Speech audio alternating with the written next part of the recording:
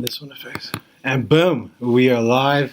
I'm with Mr. Johnny Khamis, council member, District 10, correct, sir, of San Jose. And we're just here for another hangout. Wanted to talk to you guys, see how you're doing. If you're watching this, if you have any questions, feel free to chime in. We'll do our best to get to them. But we just want to see what's going on with San Jose, see how Mr. Khamis is doing. They're in a little period right now, right? This is kind of the little break that you guys get. Yeah, July, we don't have any city council meetings, so we get to catch up on all the stuff that we've neglected for the whole rest of the year. And actually have a life and focus on the kids and everything. Absolutely. So, Mr. Khamis, for those of you guys that don't know, Mr. Khamis, I want to kind of introduce him first so you guys could get to know the elected leaders who are actually making decisions that affect your guys' life. So, Mr. Khamis, so you went to Oak Grove High. Yeah. Eagle. Oak Grove Eagles, absolutely. And then you went on to San Jose State? Yes, San Jose State University, graduated with a business management degree. Nice. Yeah, and communications.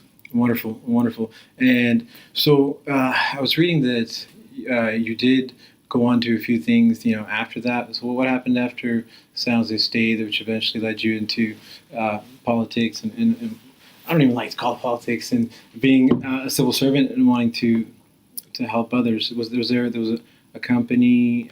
Yeah. So I worked at Safeway as a manager for a little while, and then I transitioned into the stock market. I became a financial advisor for many years. Started my own company called as an insurance agent. Also started a branch of a company called Western International Securities right here in San Jose. Got it. So that's where you're kind of a benefit consultant, right? Yeah. I was reading up on that. I was like, was that healthcare or? Yeah, we did healthcare. They still do healthcare, workers' comp, general liability, that kind of stuff. Anything to help small businesses. We focused on small businesses, small to medium-sized groups. Advised them on everything from errors and omissions to vision insurance, and setting up kind of their. Not compensation plans, but kind of benefit plans for their employees. And I'm sure it's crazy because laws are always changing, right? So you kind of need someone. So that was the name of the company now is Benefit Experts. I don't own it anymore, but So that's awesome. And then, so what made you transition? And I feel like politics sometimes gets a bad name in this country. You think of politics, and what do people think immediately? They're like, oh, power. House of Cards, corruption. Oh, that's a good one. Yeah. But I mean, I'm not judgmental. I know that there's always going to be stereotypes to things, but there's also many pros, many good things, in many ways you can impact things positively. And also, we're all immigrants. So you were family was originally from Beirut, Lebanon. I was born in Beirut, Lebanon. My family was originally Palestinian. Palestinian, okay. Yeah, so they're refugees from their homeland, Palestine, and I'm a refugee from Lebanon. Yeah. And so we came here when I was 8 years old, and I grew up right here in San Jose on Blossom Hill and Lean Avenue, back in 1976. Okay. Yeah. Amazing. Yeah, Palestine. That's a whole nother conversation, but I think that's wonderful. I love that, how diverse we are here in San Jose, and that's so cool. If I can only show you guys this view right here in the background, some planes just went by, and beautiful. I'll take some snaps of that later, but let's get to know Mr.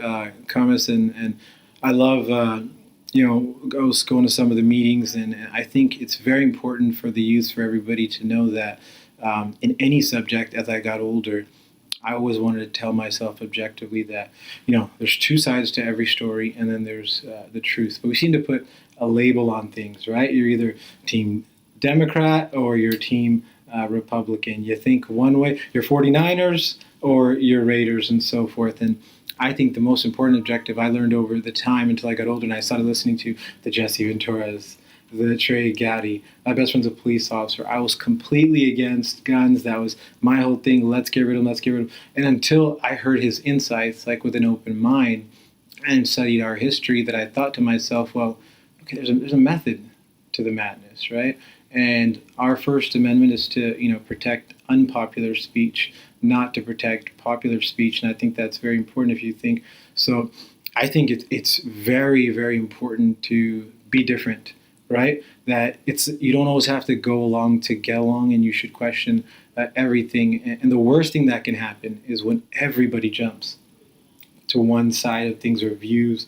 And who's to say you can't have, quote unquote, liberal views on one topic or quote unquote Republican views on one topic? Now, anything that's said in this conversation that's controversial, blame me. All right, Mr. Khamis is just a victim here, but I think it's so important to talk about these type of things. And I'm going on a tangent, but giving that kind of background, I was going to get your insights on why do you think, personally, us as humans, obviously, we have the need to want to be associated with something.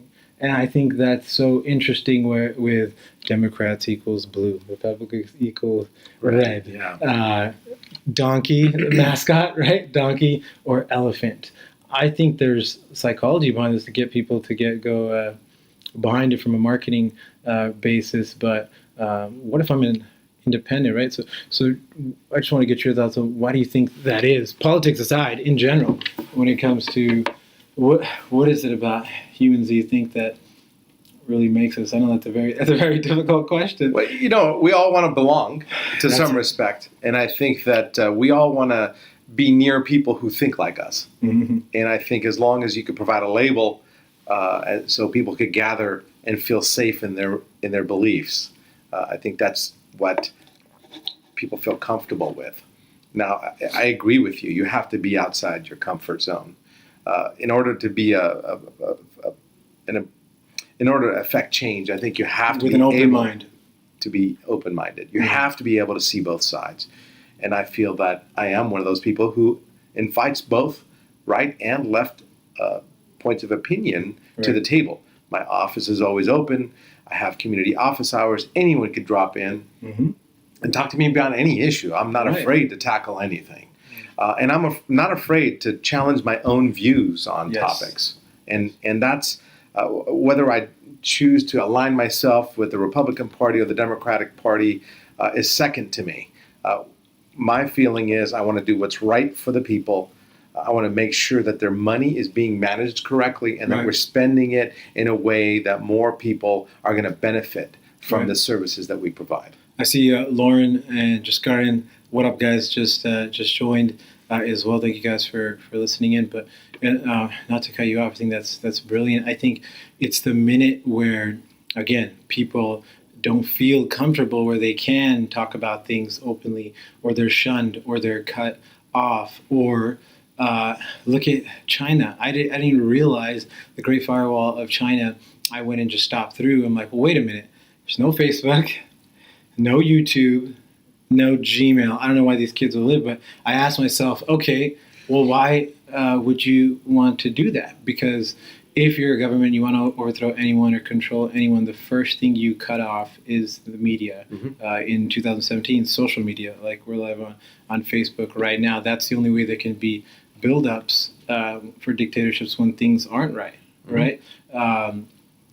Gaddafi is another example. I know we're going into international issues here, but I think these all relate to something. Was it Gaddafi the mistaken where all of a sudden they did a kind of a stop on Facebook or something of that? I'm not sure. Well, I'm not sure, but I have been to China, and I could tell you for a fact that you cannot get Google there. Facebook is not allowed, and so a lot of the people there actually have software workarounds.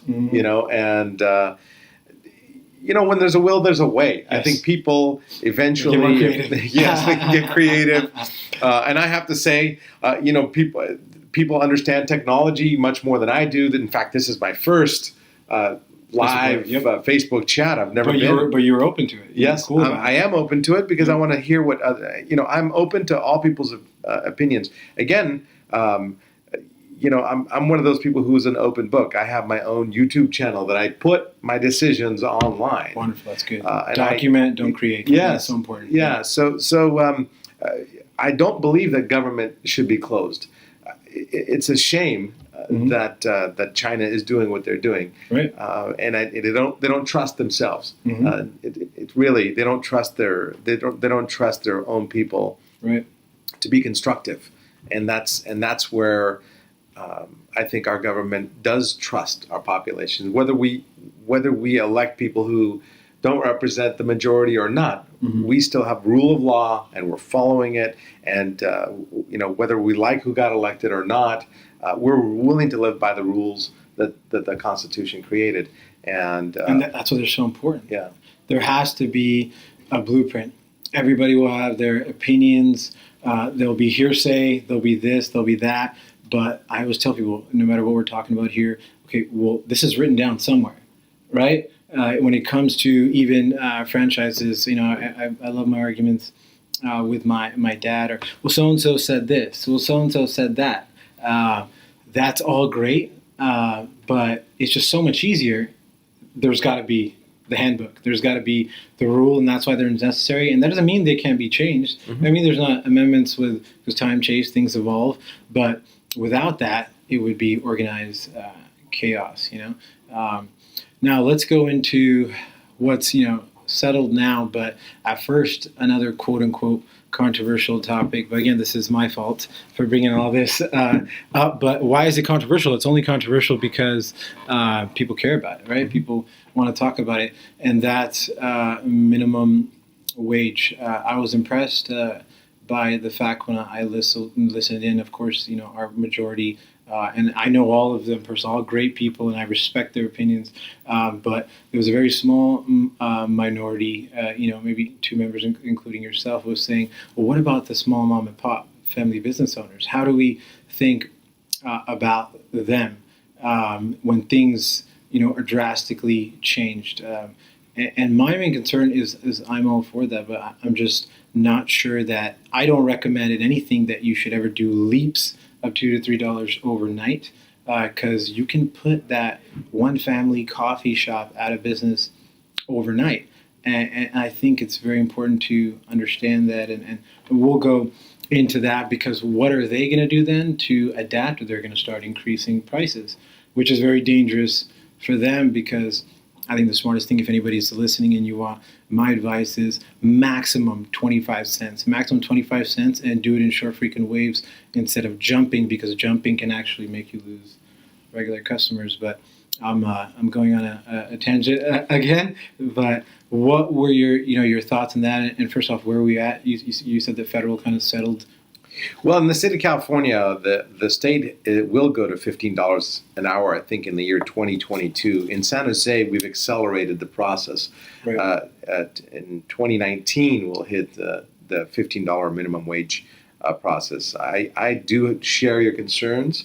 I think that in some states, in fact, we now have some statistics coming in from Seattle, where they did increase their minimum wage, and there was thousands of jobs that were lost. Yes. They increased it to $15 right away, and I think wages should be increased, but incrementally, as you said, to cushion the cost increases with other ways to save money or increase the prices that you charge your customer. And people might say, easy for you to say, Roman, you're a small business owner, right? But things aren't always that way. And again, what I simply would like to know, and I would be open to this, is let's be clear on what is our outcome here? What is our goal, as we were talking about earlier? Is it to increase jobs? Is it to stimulate the economy in a way and get things going and make things more affordable for people? Because if I look neutrally, that's been proven that it will not increase jobs. And some people might disagree. It's debatable, but what's going to happen? People are going to simply adapt. Business owners are going to adapt. That's what they've done their whole life. They evolve in a way. So when every time I get into that conversation with people, I just want to know, and that kind of helps them stop and think, okay, well, what was our? Because we can just keep going.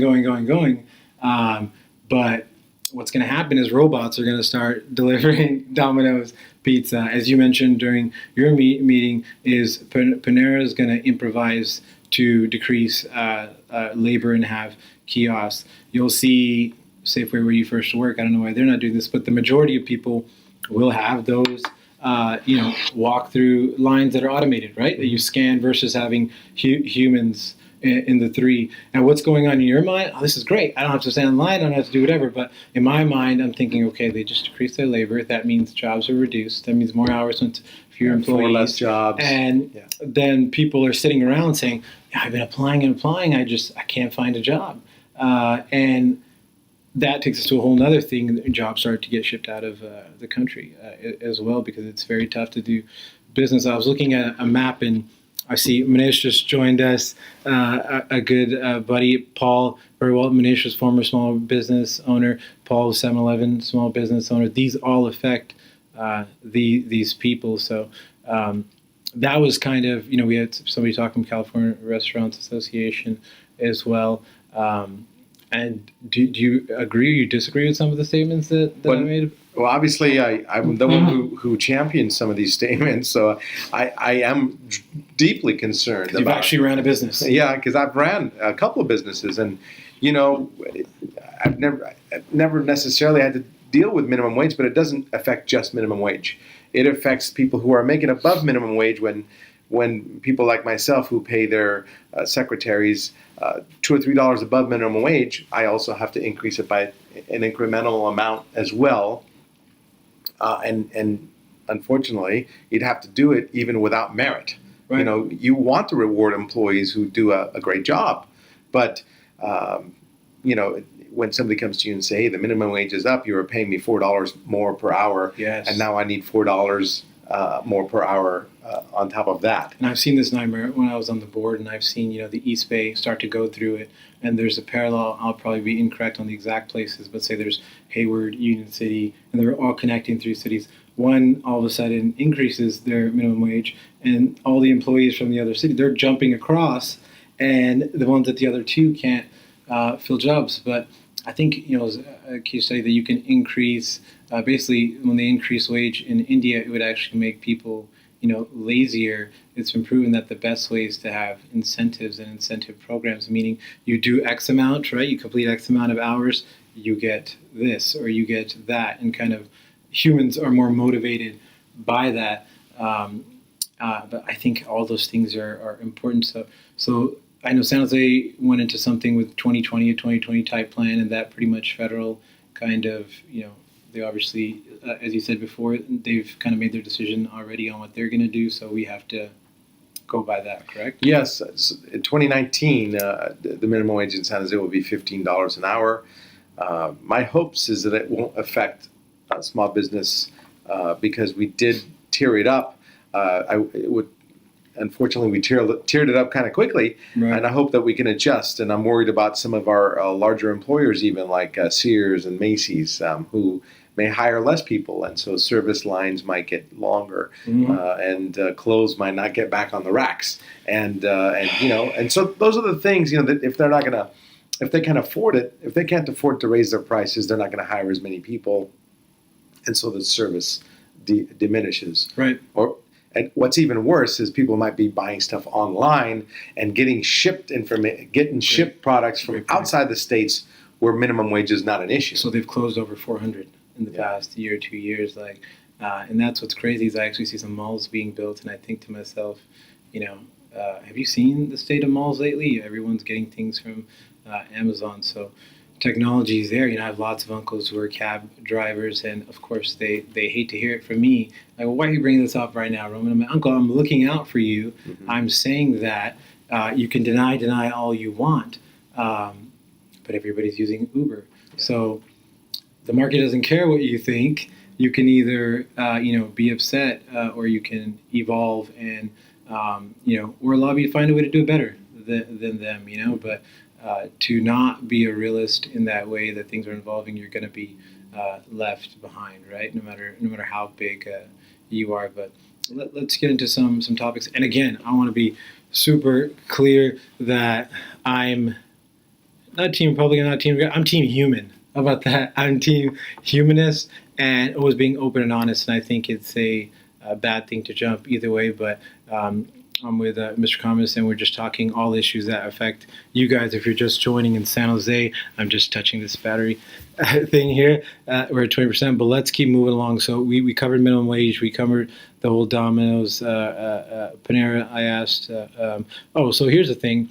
I would recommend, and again, at a young age, I was the most liberal kid you can imagine, you name it. Over time, as I start to educate myself, find myself more in the middle. But I think the key here, if there's anything, is we should know that, I'm saying it again for anybody to know, there's two sides to every story, and then there's the truth. And I hope that everybody on any subject doesn't just jump in, they think objectively. And to go back and answer your question, I think it's also environment, right? We're a product of our environment.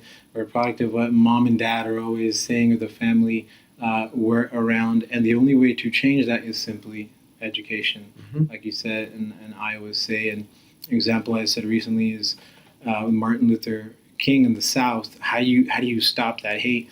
And it sounds like a horrible idea, but how about you end segregation and let them go to school together? No, there'll be riots, there'll be madness, this and that, but the only way is to get them to kind of understand each other and see both perspectives. So I think that's important. You wrote a book. I saw that on the drive. Totally changed gears into happiness. Yes, absolutely. Got Chris joining. What's up, Chris? And tell us more about that. Educate me on that. Well, when I had my first child, I just loved reading to him. I read to him every Dr. Seuss book, everything. We even read to my child when he was in the womb. And so he was always interested. And when he got to be about 4, he was curious. We had some rain, and he loved going out for walks with me and my dad. And so he was always curious when he couldn't go outside. And so I wrote a book about the rain because he hated the rain. And I said, son, you have to know that the rain is good for you. It's right. It's good. You need water to drink. And so I wrote a book about the weather cycle and why water and rain was very important. Very, very necessary. Yeah. And with the drought, we kind of learned that. And we'll be feeling emo. Oh gosh, I wish it wasn't raining. But to other people, to the plants, to the farmers, to those type of people, right? I'm out in Gilroy, and they're happy, right? Because we're the salad bowl. Oh yeah. And we need that more than ever. So that was pretty cool. That was just something to, and that's a cool niche with children's books. How's that going? You just put it out there? And I just put it out there. Honestly, I didn't make any money off of it, and but I did it for the love of teaching my child and hoping to have an easier conversation with other children. Right. And we did sell about 1,000 books. Wow. And I donated several hundred to schools and whatnot. But there's so much that goes into that, with marketing, PR tours like that. But when you just do something to do it, you never know. 5-10 years from now, they'll be like, hey, did you know we sold this many books? All of a sudden, they're sparking and having momentum. Yeah. When you could have never imagined. There's some really cool paintings I wish I could show you guys here, but that's from the book, actually.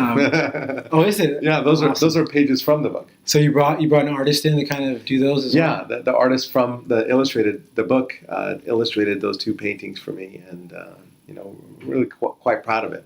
That's very coul. That's awesome. Let's keep moving on here. If you're just joining us, we have, let's see, my wife's aunt just joined from Malaysia. That's pretty cool.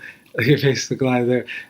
So let's move on through here. I kind of made some topics of, objectivity. We talked about that, Lady Liberty, and I think that's very important. It's one of famous Lady Liberty is basically, for those of you who don't know, she is blindfolded, right? She has 2 scales, and she sees no color. She doesn't see celebrity. She doesn't see any of those things, and she doesn't see sides either. She doesn't see Republican, Democrat. She stands for what's right, and over time, I think it'll flip-flop and go back and forth. And I think it's so important. Have you heard of Milo, the controversial Milo Yiannopoulos? He's a Greek gentleman. I've heard of him only because he's been on the news. Yes. See, and that's what's so interesting to me is, of course, I don't agree with all of his statements, but I was just very disappointed when I heard about all those UC Berkeley riots and so forth. Because that's the last place in the world that I thought they wouldn't be open-minded to anybody's views, no matter how crazy you are. I can't state how important that is, because basically, I don't like the KKK, but if they came to my town to talk about something and they're not harming anybody, it literally, I feel it's my job to let them say what they want to say. And when I was younger, I would think, why the heck are the police there protecting them? We should beat them up. We should do this. But I feel that, again, the First Amendment right is to protect unpopular speech, not popular speech during those times of the British. That was pretty, disappointing to me, but those professors can't control that, right? It might have been other people, but that's simply what I wanted to talk about and how that's so important. But let's shift to San Jose for those who are interested. So what's going on with San Jose? We got some future plans. You were tweeting out that we did add San Jose Airport's doing awesome, right? Yeah, we're growing in leaps and bounds. We got Frontier Air that announced 4 new routes yesterday. Last week we had Aeromexico doing a nonstop flight to Guadalajara. Awesome. And actually the Frontier flights were only $29 To each start way. Wow. Yeah, I was stunned. And but the Frontier was domestic, Aeromexico's international. Yeah. How's our international side doing? I think people would really care about that because sometimes people don't even know. Right? Yeah, no, we've had a large increase in our international flights. We have British Airways, we have Lufthansa flying nonstop flights to Frankfurt. British Airways going to Heathrow. We have Hainan Airlines going to Beijing daily. We have ANA, which is All Nippon Airlines, for going to Tokyo.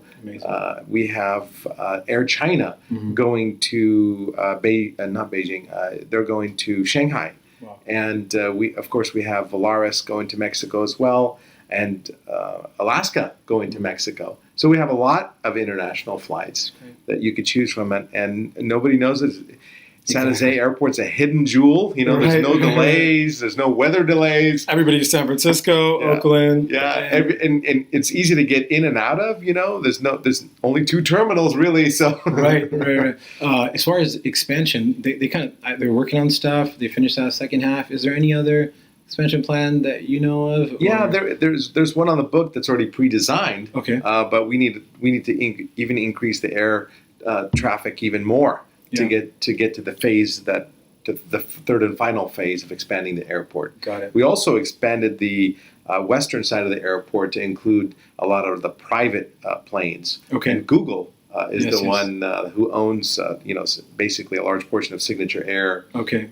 And so they're right out there on the west end of the airport too. Wow. So and when you say increase air traffic, that means kind of build out so more planes can land? Yeah, no new carriers, new routes. Okay. We still have a lot of capabilities of landing and taking off. Right. A lot more capability, Right. But we just don't have the number of airlines necessary to build out that third phase yet. We need significant increases. Awesome.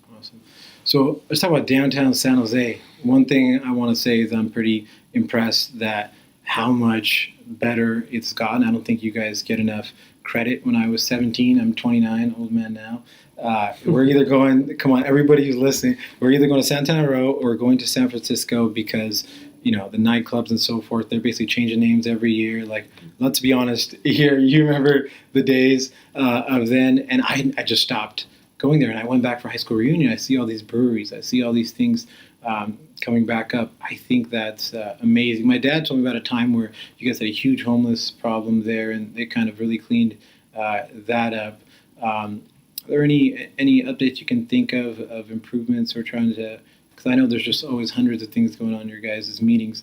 There was talks of. I know Vice Mayor talked about a separate parcel of land that Google bought, but going back to just downtown San Jose, there were talks here and there about kind of trying to increase the startup atmosphere and so forth that Google's thinking about putting an office in.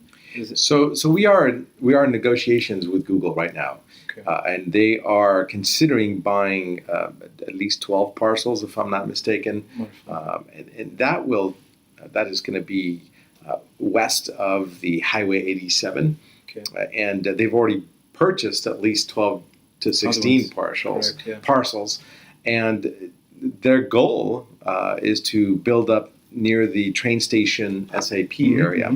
Now, it's amazing because the entire downtown has about 10 million square feet of business. They're talking about adding 8 million square feet of business. Awesome. Which it helps all of us here. Basically doubling the size of downtown. Right. And to put that even in perspective, if anybody has gone out to the Apple campus, it's like 2.6 million square feet for Apple, that spaceship. Wow. This will be 8 million. Yeah. Almost triple what Apple has built. Right. So we're excited about it, but this is only the first phase of this. Right. We're still in negotiation for the land. Once we negotiate the land, then they need to negotiate what goes on each site. Is it going to be all business? Is it going to be business plus living facilities? Right. Is it going to be commercial? Is it going to be residential? Is it going to be so there's a lot more discussions to be had. So you guys and this gentleman like this who negotiate on your behalf, and guess what? They're not purchasing this land for their personal stuff. These are all things for you guys who, at the same time, are struggling because the affordability in San Jose is tough. So they want to move out to Tracy or move out to wherever. But the reality is they're going to end up trickling back. If they can land a job at Google and we continue to add these opportunities, it's only going to be great for them because their pay scale is going to be in San Jose. They can still stay near their families, Yeah, we hope to get people off the highway because right now people are traveling for an hour on Highway 85 just to get to Google or Apple. Apple is thinking about locating here as well. They've already purchased 88 acres as well. And so we hope that people will have a lot lower commute by having more companies locate here because it's just would be easier. Secondly, I think building more housing, which we are doing. And if you've seen downtown, we're building a lot more new high-rises, and those are all housing. We've approved several low-income housing projects, homeless projects, including the Plaza Hotel and whatnot. Yeah, let's get into that. I keep hearing that thrown around. Last time I hung out with Osh and a few others that there's this affordable housing development income. How does that work exactly, and where do you guys limit what's affordable, what's not affordable? I did hear about in 87 that they're adding some homeless shelters and so forth. If you could repeat one more time, where was that kind of planned for? Is it so there's a lot of things that the city's doing in regards to homelessness. There are several projects right here in downtown, on 2nd Street, on First Street. We have one at St. James Park. They're all in the design and building phase right now. One of them is being built, and these will provide hundreds of new units for homeless people. We have other projects that we're thinking about to create lower income housing, and we're discussing those all around the city as well. Right.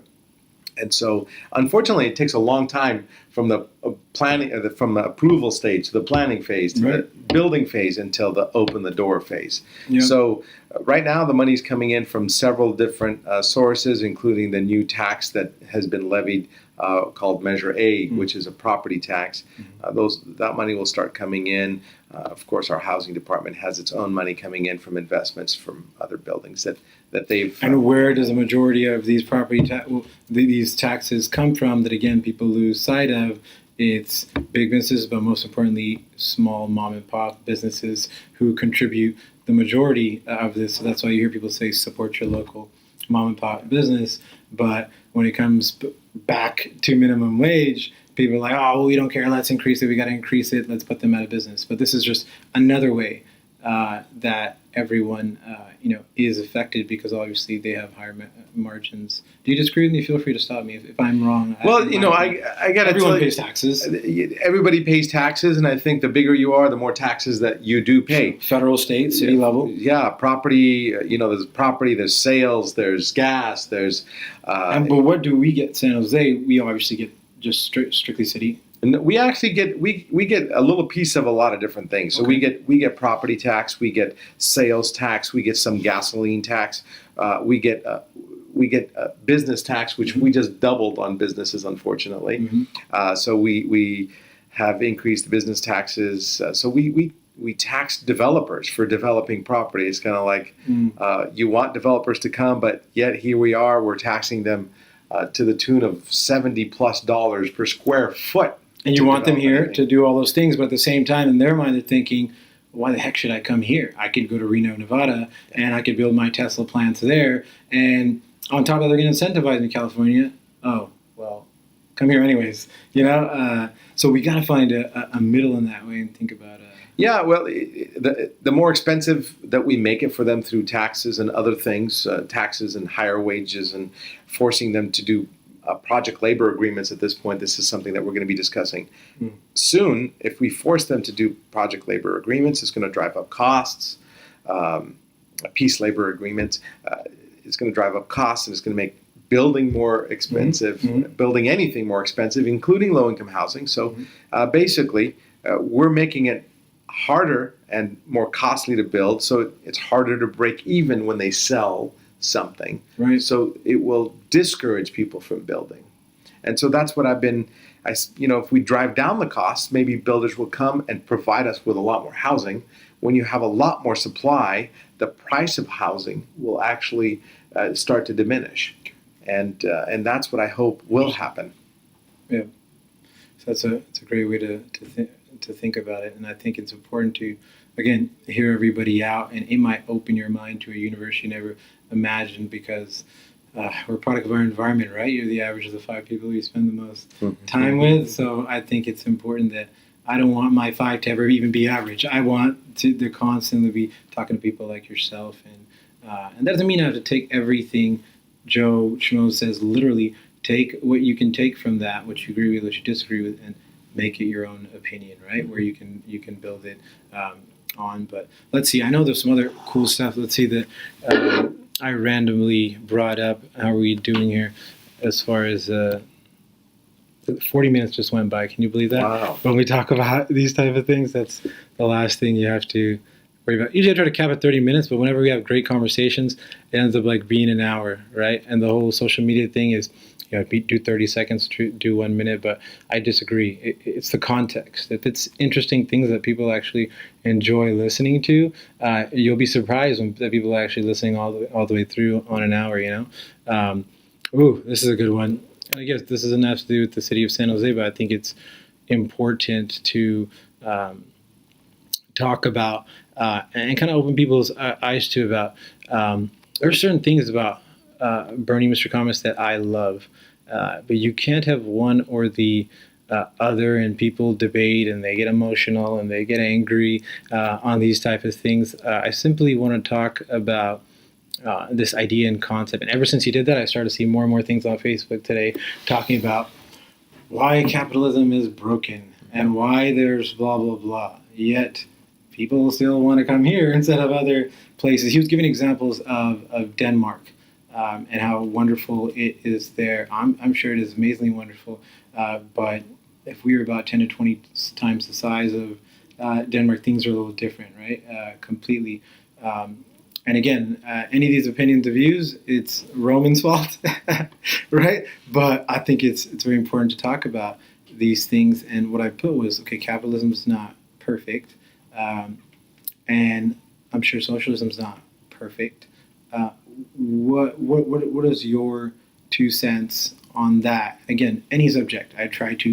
Any great debater is able to debate the side that he doesn't even personally believe in. I was taught that at San Francisco State, one of my favorite classes.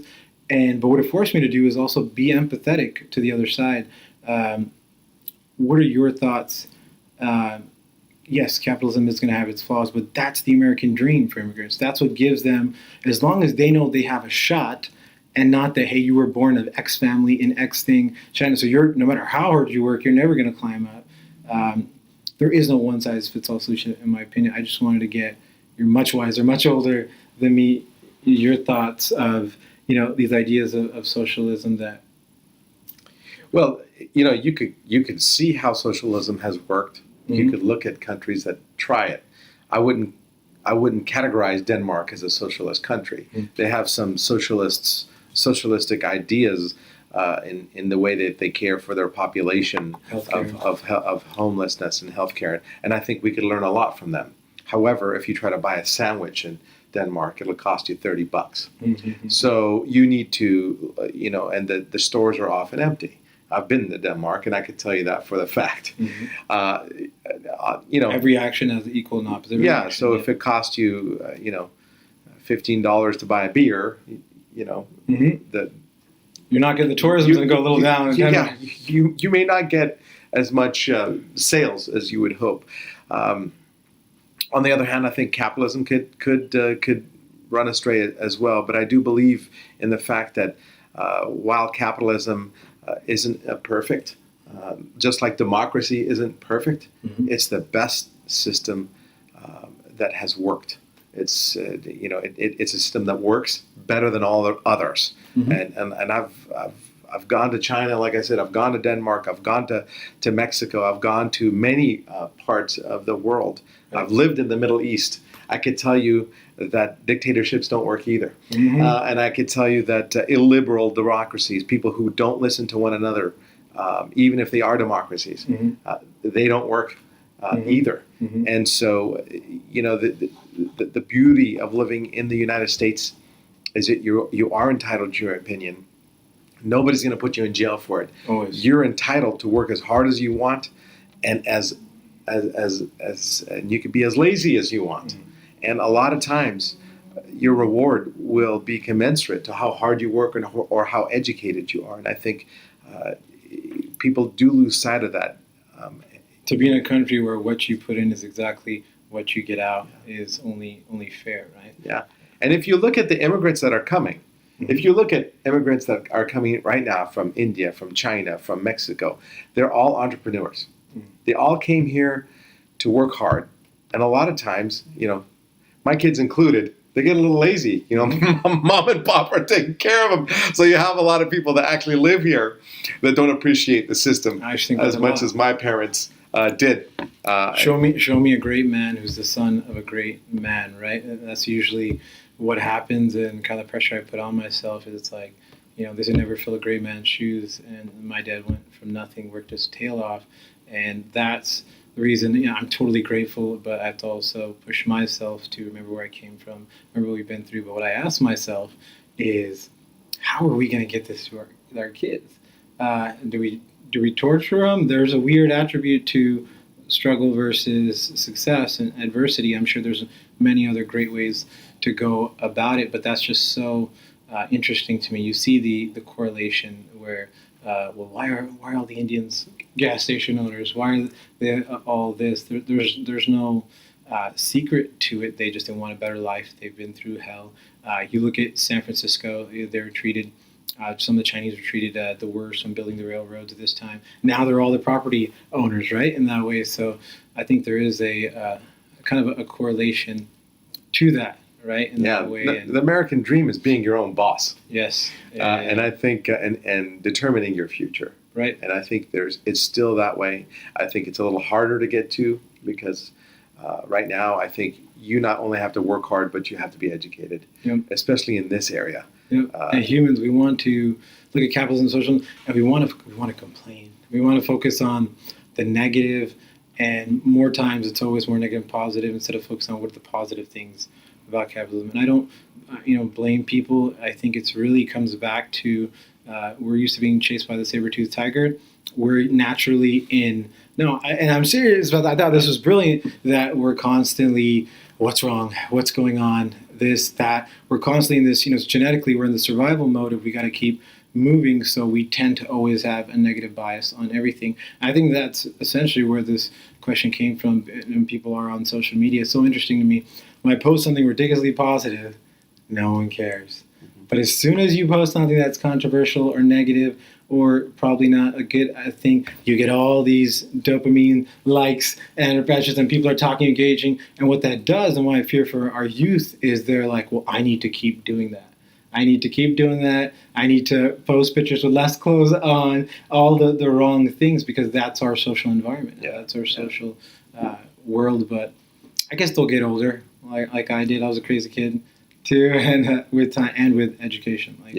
You've always said, this was brilliant. Out of all the talks I did, these are real issues that, again, people don't like to talk about because it's, quote unquote politically correct. So I'm honored and grateful that, you can have these discussions. And that's what, in my opinion, being a patriot is all about, being able to talk about those things. Last two, when I explored, I stopped, sorry, Mom, I stopped smoking cannabis years ago. And that was a personal choice, but I also started watching documentaries like Taboo and so forth, and we can do both in one. How important do you feel? And I will always be pro cannabis, but I agree that it is worse. You think back to the Prohibition days, it's worse to make something illegal, that it would actually hurt things more, versus when you regulate it the way we are now, and it actually produces crime, kind of will help tax incentives, because what happens when we make it illegal? We completely put it back to the black market, right? And we basically, Pablo Escobar, those type of things. If you want to, kill, what was the Prohibition's guy's big name? But anyways, if you want to, the quickest way to make him not rich is to make it legal and regulated, and that puts them in turn out of business. I'm thinking about the big alcohol mogul in the 1920s, the most feared guy, I can't remember, but do you agree with that? That's Yeah, say it again. John Capone. Capone. Capone. Yeah. That's what it was. So yeah, I'm a libertarian at heart, to be quite frank with That's you. a cool way to put it. And I hate titles. Be you. And I would classify myself the exact same way. Yeah. Independent, libertarian. That's a great way to put it. So I believe in giving the people to make their choices, including the bad ones. I've heard Ron Paul say that. Yeah. And so if you, honestly, even if you want to jump off the Golden Gate Bridge, I don't think that there isn't. You shouldn't go to jail if you don't miss out on that. You should get help. Shouldn't have to build a $16 billion net, right? To help people. that one person, right? From killing themselves. They might kill themselves in other ways. 100%. And so, when it comes to drug use, I think you're right. We need to address the problem through education and through commercial. What's crazy is when people find out something is legal, the use goes down dramatically, because it's not, especially for the kids. It's not sexy anymore. Yeah, it's not sexy anymore. Isn't that interesting? Yeah. It's like mom saying, whatever you do not go to the top of that hill, right? What are you going to do? You're going to want to go check out the top of that hill. So that's many ways. And obviously, these are open-ended topics that have many different views, many different debates. I think that it's important for all views to, again, objectively talk about these things and forget about the product. I think from what I just said, whether it's cannabis or it's prostitution, I also think there's a method to, maybe Amsterdam does it for tourism, but I try to see both sides and think that, okay, these women are back to the black market. There's, sex slaves. There's there are people being kidnapped. There's a whole market to that. And I know these are controversial, crazy topics, so I apologize. I think that they're important to talk about.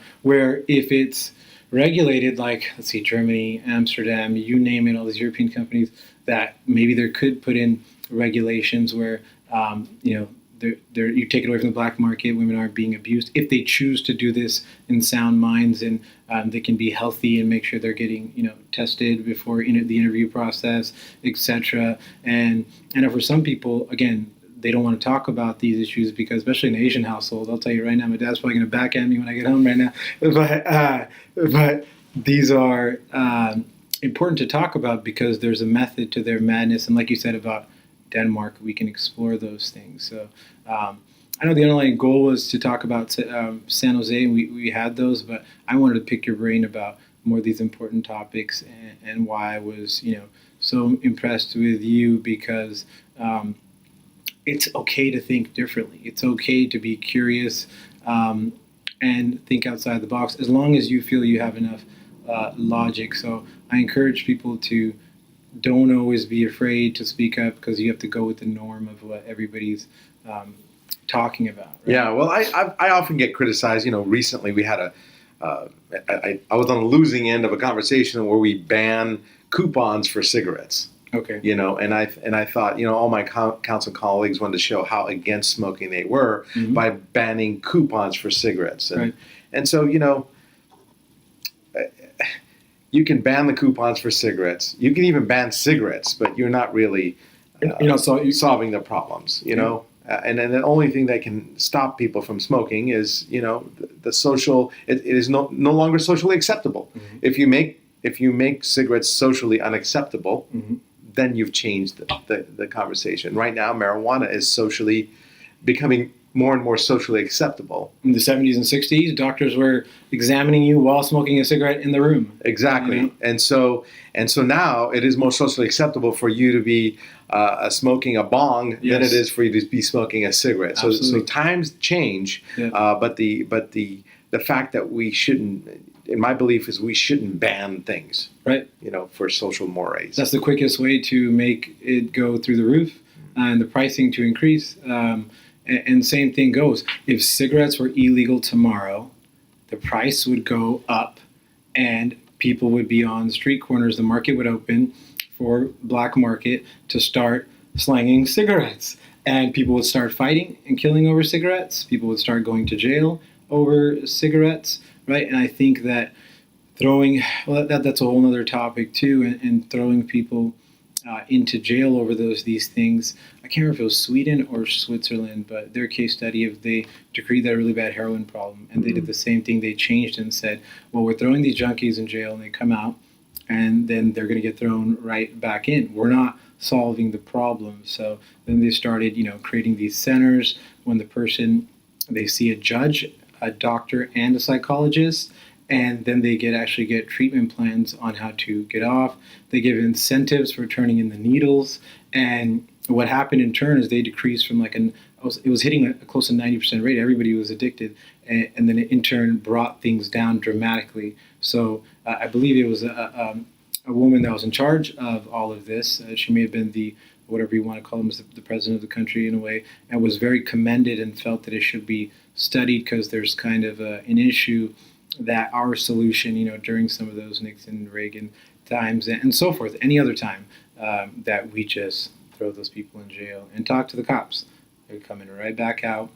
And when they come right back out, what's going to happen? They can't get a job. They got a record now, right? They can't do this, so they're going to do whatever they can to sell it. It's a cycle in that way.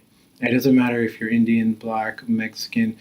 It affects all of us, and everybody goes through that. So I think, again, like you said, being open to having these discussions and not just tabooed, and especially in our Asian Middle Eastern culture, all these conversations we want to just wipe under the rug, pretend they're not an issue until something really bad happens, and then we wish we would have talked about these things with our kids and openly. So I think those things are important to talk about. Do you disagree with?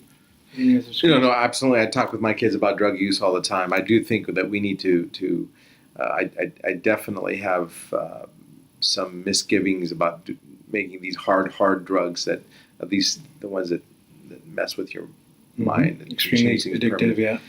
Those are ones I would have some apprehensions of making illegal. However, we need to do a better job educating our kids. We have tons of commercials on television telling people not to smoke, but we don't have a whole lot of people preaching about not getting into harder drugs, cocaine or crack or whatever happens.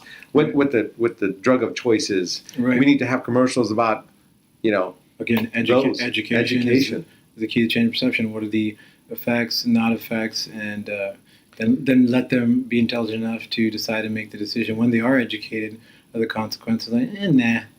I'm okay with not doing that, but if they don't know, they're going to... I used to be part of a group that called Ahmed and Cares, where we actually showed up to school campuses with wrecked cars from people that were driving under the influence or driving distracted. Interesting. And so we showed the kids the consequences, and then we actually put people in a makeshift car, even and then we let them text while they were driving. Right when you said that, I was going to jump to that. And what people aren't realize, in 2017, I'm sure we're going to see more of this, that not only are the passengers distracted, the drivers distracted, and hopefully phone just died for Facebook Live, but that's okay. I'm going to be able to upload, we're still recording here, that hopefully people will be able to see that. I'm not sure how we're going to adapt to this. Hopefully all these self-driving cars will be done by that, so I'll be writing essays while we're in the front seat. Yes, that's what we'll be doing. Yeah, that's the reality. I think less than 20 years. But that's going to start to become an issue. So what do? We can ticket, or we can do our best to educate people on it only takes a millisecond. And, you know, how guilty would you feel if, you lost all your family members due to something like that? I think doing that. We even, in my first year, we even created a campaign for kids to make their own videos. And we did a challenge for whoever had the best video uploaded to YouTube and whoever got the most hits. Interesting. And DG sponsored it. And we Incentive. gave $10,000 worth of prizes. Incentive. To the kids. So and I'm sure they produced awesomely creative stuff. Great videos. Right. It was called SJ Between the Lines, and I think you can still log on to that website and see the videos. You guys can check that out, guys. I think I think that's all great stuff, and I think it's important that we continue to study people and how they react to things in their psychology. As we give people tickets for speeding, when it's been proven that if you put up one of those radar meters that just flash in yellow, even if it doesn't even mean whether you're speeding or not, people immediately naturally react to that and slow down. And it's been proven versus giving them a ticket, making them angry, them looking around and speeding up more. So I think that's another key that, I think plenty of research will continue to go to and hopefully does. And we're all open to that madness. So I think that's very cool. The reason we choose yellow, the reason we choose red for brake lights and stop lights and McDonald's, because, it grabs us, right? But, man, I can't thank you enough. I'm not sure how any of my talks are on top of this talk and you being so open to it. And I think gentlemen like yourself are always weary of their image or what will people think. But in my opinion, Mr. Khamis now, and being real and talking about those things behind the door that nobody wants to talk about and not being politically correct, in my opinion, will make things skyrocket as far as, and that's important. We're just being transparent and being ourselves. So, Mr. Khamis, thank you. My pleasure. Also very much. Great having you. I'm sure we'll hang out again. But Mr. Johnny Khamis, ladies and gentlemen, anywhere we can check you out, your website. Sure, yeah. It's Johnny Khamis on Facebook, and it's D10. So D10.com. Yep. SJD10.com. Wonderful. Yeah. Google Johnny Khamis. Everything will come up. Yep. But thank you again, sir. All right. My pleasure. Take care. We're signing out.